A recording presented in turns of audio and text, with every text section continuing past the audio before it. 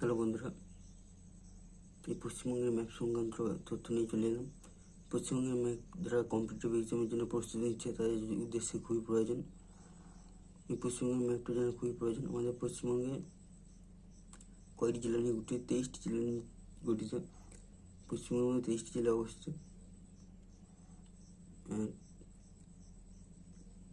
পশ্চিমবঙ্গের মোট আয়তন 88,752 বর্গ কিমি।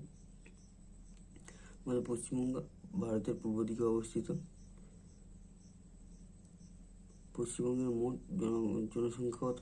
পশ্চিমবঙ্গের মোট জনসংখ্যা 2011 সালের আদমশুমারি অনুযায়ী 9,43,736। আর পশ্চিমবঙ্গের প্রধান নদীর নাম